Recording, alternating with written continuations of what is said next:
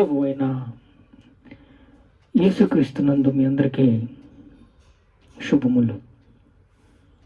అబ్రియల్ రాసిన పత్రిక 7వ అధ్యాయము. దేవుని యాజకుడైన మల్కీసెదెకు నిరంతరము యాజకుడై ఉన్నాడని అతని పేరు. మొదట నీతికి రాజని, తర్వాత సమాధానపు రాజని అర్థమిచ్చే షలేం రాజని అర్థము.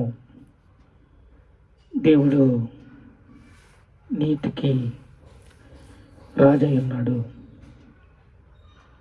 నీతిమంతునిగా తీర్చబడటం ఎవరి వల్ల సాధ్యం కాదు. దేవుని కృపలో మనల్ని భద్రపరిచి అనాది సంకల్పం చొప్పున మనల్ని నీతిమంతులుగా చేయడానికి ఆయన ప్రాణం పెట్టవలసి వచ్చింది. ఆయన పరిశుద్ధుడై ఉండి పరలోకం నుంచి దిగి వచ్చి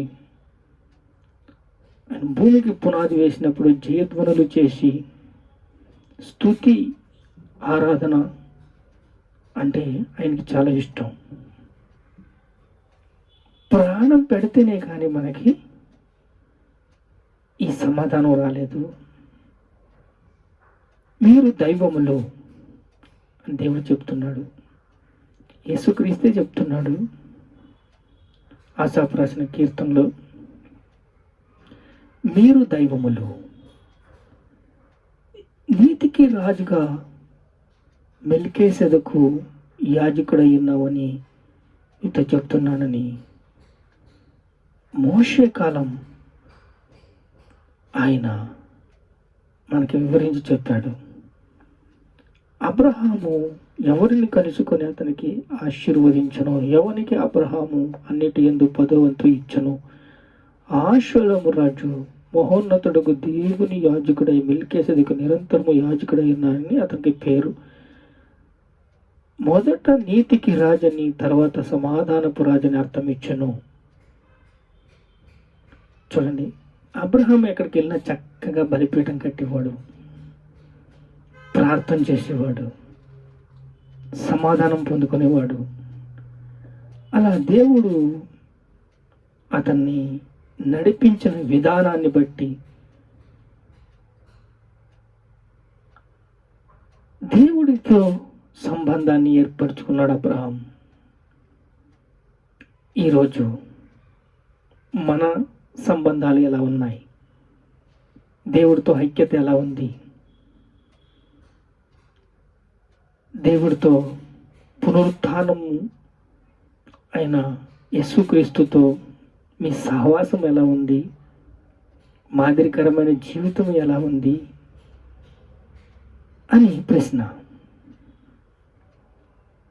మనకి దేవునికి మధ్య ఆయన ప్రేమ మనకిచ్చాడు. ఆయన మనల్ని ప్రేమిస్తున్నాడు, భారం ఇచ్చాడు, హృదయం నిండా భారం ఇచ్చాడు. చూడండి, ఇక్కడ జీవమునకు అంతము అయ్యుండి దేవుని కుమారుని పోలై ఉన్నాడు. ఇతడు ఎంత గనుడో చూడండి. మూలపురుషుడైన అబ్రహాము అతనికి కొలుగుని శ్రేష్టమైన వస్తువులు 10వ వంతు ఇచ్చెను.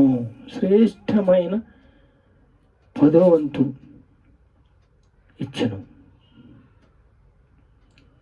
సమాధానానికి రాజని, నీతికి రాజని ఆయన పేరు. అబ్రహాము దేవుని నమ్మెను, అది అతనికి నీతిగా ఎంచబడెను. అన్నిటిలో 10వ వంతు ఇచ్చి ఆశీర్వదించబడ్డాడంట, ఆశీర్వాదం పొందాడంట. చూడండి, దేవుని యాజకుడైన మెల్కీసెదెకు నిరంతరము యాజకుడై ఉన్నాడని పేరు. మొదట నీతికి రాజని, తరువాత సమాధానపు రాజని అర్థం ఇచ్చినట్టు షలేము రాజని అర్థము. అబ్రహాము ఎవరిని కలుసుకుని అతనిని ఆశీర్వదించెను. అబ్రహాము కలుసుకుని తనని ఆశీర్వదించాడంట. ఇతనేమో 10వ వంతు ఇచ్చాడంట. అంటే భూమి మీద పదార్థంగా మార్చబడుతున్న వ్యవస్థని దేవుడు ఏం చేశాడు? విధేయత, తగ్గింపు.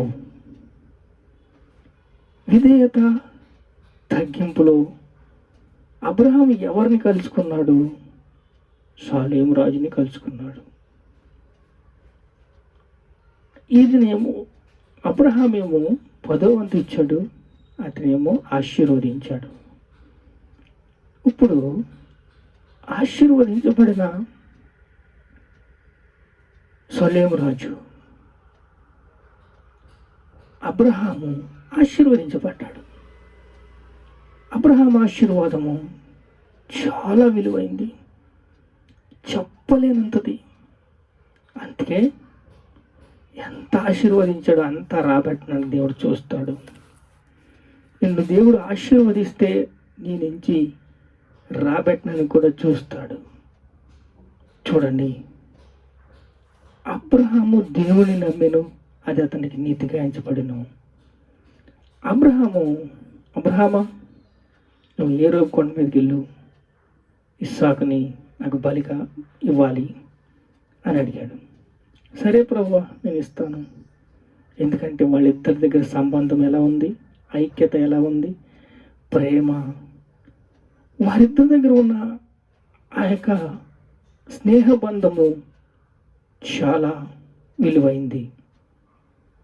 అబ్రహాం దేవుడిని నమ్మెను, అది అతనికి నీతిగా ఎంచబడెను.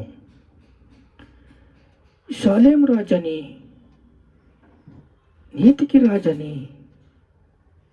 యేసుక్రీస్తు ఈరోజు మనల్ని ప్రేమించి కృప అనుగ్రహించి, చూడండి, యేసుక్రీస్తు మనకి శాంతిని అనుగ్రహించాడు.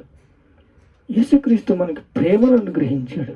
యేసుక్రీస్తు మనల్ని బలపరిచాడు.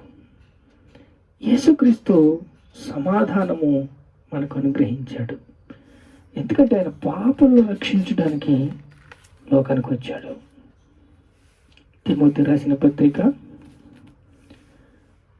మొదటి పత్రిక 14వ వచనము, 1వ అధ్యాయము 14వ వచనము, పాపలను రక్షించుటకు యేసుక్రీస్తు లోకమునికి వచ్చెను. పాపులను రక్షించుటకు యేసుక్రీస్తు లోకానికి వచ్చాడు.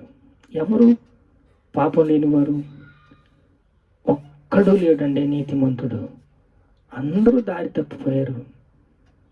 ఆయన రక్తంలో కడగబడి ప్రతి ఒక్కరూ పశ్చాత్తాపడి దేవుని అంగీకరించి, ఏది మానవుడు చేయజాలపని, ఏ ధర్మశాస్త్రం చేయజాలకపోను అది దేవుడు చేశాను.